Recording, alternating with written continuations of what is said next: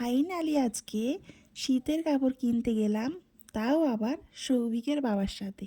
আর রাত্রে বানালাম ভাতের পকোড়া। গুড মর্নিং সবাইকে।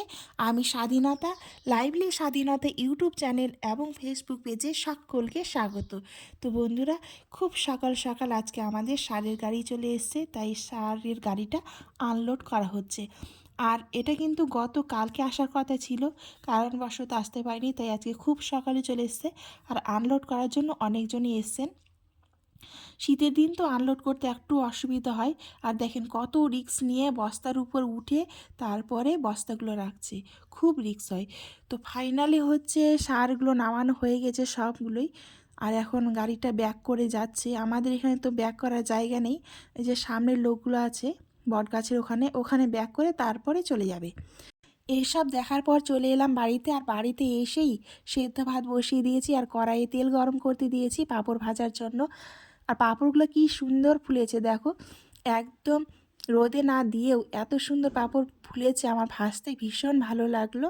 আর সৌভিক কয়েকদিন ধরে বায়না করছিল যে স্কুলে ও ম্যাগি নিয়ে যেতে চায়, ওর বন্ধু বান্ধবী সবাই ম্যাগি নিয়ে যায়, কিন্তু সৌভিক তেলমুড়ি চানাচুর এসব নিয়ে যায়।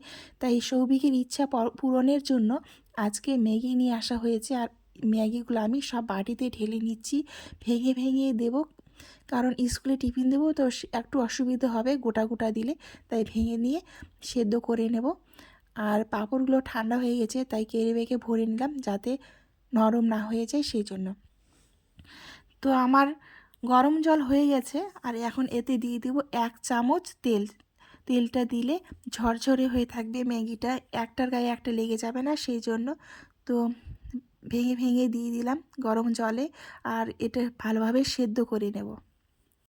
বলক চলে এসছে, ম্যাগিটা সিদ্ধ হয়ে গেছে দেখে নিলাম। তারপর নামিয়ে নিয়ে কয়েকটা শুকনো লঙ্কা ভেজে নিচ্ছি আলু সেদ্ধ মাখানোর জন্য। তো লঙ্কা ভাজাটা তুলে নিয়ে ওই তেলেই দিয়ে দিলাম ম্যাগিটা দিয়ে দিলাম। আর ডিম দিলাম না, কারণ সৌভিক ডিম একদমই পছন্দ করে না সেই জন্য। আর এটাতে যে ম্যাগি মশলা একটু লবণ দিয়ে এটা ঝরঝরে করে ভেজে নেবে একদম চাউমিনের মতো, তাহলে খেতে সুবিধা হবে সেই জন্য।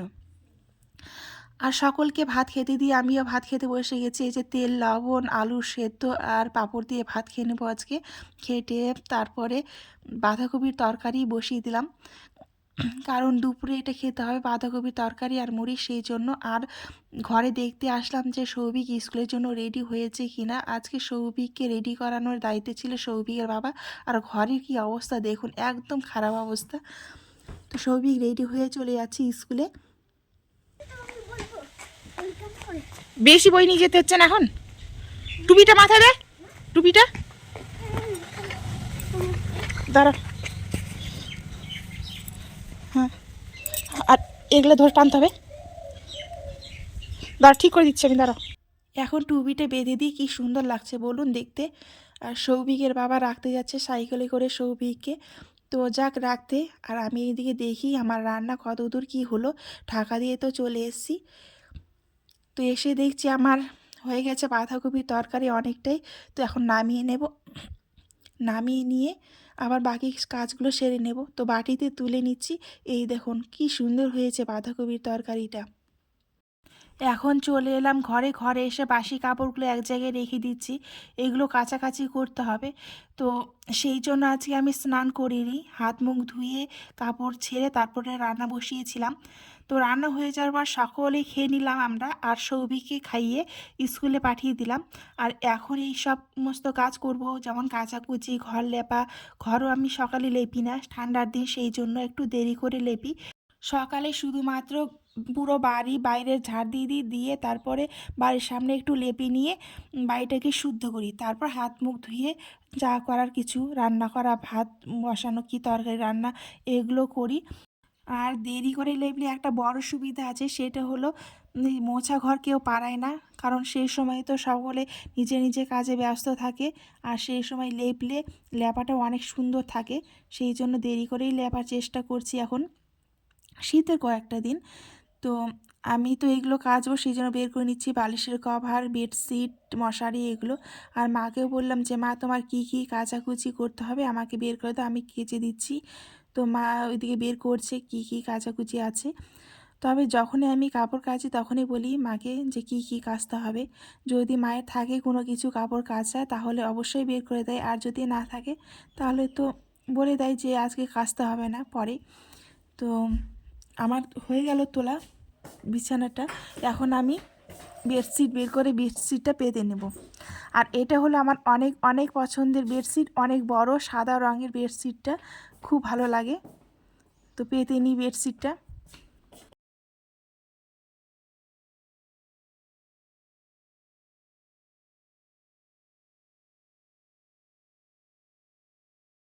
সুন্দর করে বেডশিটটা পাতিয়ে নিয়েছি, এখন লেপ বালিশগুলো গুছিয়ে রাখবো। আর মা দেখছে যে আমার অনেক দেরি হয়ে যাচ্ছে, আবার 3 বালতি কাপড় ভিজিয়েছি, সেই জন্য মা বাইরের পুরো বাড়িটা ঝাড় দিচ্ছে। আর এরকম হেল্প করে যখন আমি পেরে উঠি না তখন। তো মা পুরো বাড়িটা ঝাড় দিচ্ছে ওইদিকে, আর আমি আমার ঘরটা পরিষ্কার করে নিচ্ছি। আমি আপনাদের দেখাচ্ছি যে মা ঝাড় দিচ্ছে, যে এখন ডাইনিং রুমটা ঝাড় দিচ্ছে। তো চলে এলাম আমি জল নিয়ে আমার ঘর লেপতে। আমি যে কোনো কাজ আমি আমার ঘর থেকেই শুরু করি, তাহলে মনে হয় যে একটু শান্তি পাই। না হলে একদম শেষে পুরো বাড়িটা ক্লিন করে তারপর হয়তো করি, না হলে সবার আগে আমার ঘরটা করি, এরকম ব্যাপার। তো আজকে আমি আমার মায়েদের ঘরটাও দেখাবো। তো চলে এসছি এখন মায়ের ঘরে। এই যে মায়ের ঘর, আর সব এরকম এলোমেলো হয়ে আছে, কারণ বললাম যে আজকে সব কাচাকুচি করব, সেই জন্য মা বের করে দিয়েছে বেডশিট লেপের কাভার এগুলো, সেই জন্য এরকম এলোমেলো হয়ে আছে। তো একদিন অবশ্যই আপনাদের খুব শীঘ্রই আমাদের হোম ট্যুর নিয়ে আসছি আমি। হোম ট্যুরে পুরো বাড়িটা আমি আপনাদের দেখাবো। তো মায়ের ঘর লেপা হয়ে গেছে, এখন চলে এসছি আমি ডাইনিংয়ে। ডাইনিংটা লেপে তারপরে অন্যান্য কাজগুলো করব। তো আজকে আবার সৌভিকের বাবা বলল যে আমাকে নিয়ে একটু বাজারে যেতে চাই। আমার বিয়ের কত বছর হলো, এই 9 বছর হয়ে গেল। আমার বিয়ের 2 বছর পর সৌভিক হয়েছে। তো সৌভিকের বয়স এখন 7 বছর, ওই 9 বছর হয়ে গেল তার মানে আমার বিয়ে। তো 9 বছরে একবারও আমাকে শীতের কাপড় কিনতে নিয়ে যায়নি। তো এই প্রথম আমাকে শীতের কাপড় কিনতে নিয়ে যাবে। আর এতদিন যে বলবে যে এতদিন তাহলে কি পরেছিলে, এতদিন শুধু আমার শ্বশুরমশাই এনে দিয়েছে আমাকে যা লাগে, যা কিছু লাগতো আমার। আমার মুখে মাখা ক্রিম থেকে যে কোনো ধরনের পোশাক, যা কিছু সমস্ত কিছুই আমাকে আমার শ্বশুরমশাই এনে দিত। জুতোও এনে দিত, নতুন নতুন জুতো দেখতে পেলেই নিয়ে আসতো। যখন দূরে কোনো ডিউটিতে যেত তখন আবার কোনো কোনো জিনিস নিয়ে আসতো। তো এই যে এখানে আমি বড় বড় জিনিসগুলো মেলে দিয়েছি, আর মায়েরটা দিয়েছি ছাদে, আর জায়গা হয়নি সেই জন্য আবার বেড়াতে দিয়েছি। তো এখন চলে যাচ্ছি নালাগুলাতে স্নান টান করে। আর এই যে আমাদের নালাগুলার বাস স্ট্যান্ড, আপনাদের এর আগে আমি দেখিয়েছি কি না ভুলে গেছি। তো যাই হোক, এই যে আমি আপনাদের আমাদের বাস স্ট্যান্ড দেখালাম নালাগোলা। আর আজকে আমরা চলে এসেছি পাল ড্রেসেসে। এখানে আগে দেখব, দেখে তারপরে আবার যদি পছন্দ হয় তো নিব, না হলে অন্য দোকানে যেতে হবে। এটা একটা বড় দোকান সৌভিকের বাবার। তো সৌভিকের বাবা এখান থেকে কী নিল অবশ্যই জানাবো। তো আবার আমরা চলে এসেছি অন্য একটা দোকানে। এটা হচ্ছে অঞ্জলি ড্রেসেস। এটা অনেক বড়, আর খুব কোয়ালিটি কিন্তু খুব ভালো পাওয়া যায় অঞ্জলি ড্রেসেসের কাপড়গুলো। তারপর আমরা চলে আসলাম খেতে, খাওয়া দাওয়া করে আমি আবার চলে আসলাম সৌভিকের স্কুলে, কারণ সৌভিকের স্কুলে ছুটির টাইম হয়ে গেছিলো সেই জন্য। তো নিয়ে এসে এই যে বাঁধাকপি যে রান্না করেছিলাম তখন যে আপনাদের দেখালাম যে দুপুরে খাওয়ার জন্য বাঁধাকপি রান্না করছি। তো এই যে দুপুরে আজকে আমরা মুড়ি খাচ্ছি বাঁধাকপি দিয়ে। আর সৌভিকের বাবা, আমি, সৌভিক আর মা, আমার দেওরেরা আগে খেয়ে নিয়েছে। এখন আমরা চলে এসেছি রাত্রে, দেখছি যে প্রচুর ভাত বেঁচে আছে, আর সেদ্ধ ভাত আজকে করেছিলাম। তো অনেকটা ভাতেই বেঁচে গেছিলো, তো ভাবলাম যে ভাতটা না নষ্ট করে যদি বড়া করা হয় তাহলে কেমন হবে। সেই জন্য ভাতটাকে মিক্সিতে বেটে নিয়ে কাঁচা লঙ্কা, আদা বাটা, কর্নফ্লাওয়ার দিয়েছি এটা, আর ভাজা মশলা, পেঁয়াজ এসব দিয়ে সুন্দর করে মেখে লবণ হলুদ দিয়ে মেখে এই যে বড়া করে ভেজে নিচ্ছি। তো আসলেই কিন্তু খেতে অনেক অনেক মজার হয়েছিল, একদম মুচমুচে, যেহেতু কর্নফ্লাওয়ার দেওয়া ছিল সেই জন্য। তো আপনারা কারা কারা ভাতের বড়া এইভাবে খেয়েছেন অবশ্যই কিন্তু কমেন্ট করে জানাবেন। আর যারা আপনারা এখনও পর্যন্ত ভাতের বড়া করে খাননি অবশ্যই খেয়ে দেখবেন, আশা করি অনেক ভালো লাগবে। আমার তো ভীষণ ভীষণ ভালো লেগেছে, যে সুন্দর হয়েছে ভাতের বড়াগুলো। তো বন্ধুরা, বাইরে তো প্রচুর কুয়াশা আর শীত পড়েছে, ভীষণ ঠান্ডা লাগছে, একদম হাত পা ঠান্ডা হয়ে যাচ্ছে।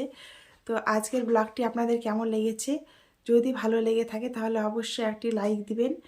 আর দেখা হচ্ছে পরবর্তী ভিডিওতে। পরবর্তী ভিডিও আসছে আগামীকালই। আজকে কী কেনাকাটা করেছি তার উপরে। তো আজকের ভিডিওটি এই পর্যন্তই। সকলে ভালো থাকবেন, সুস্থ থাকবেন। নমস্কার।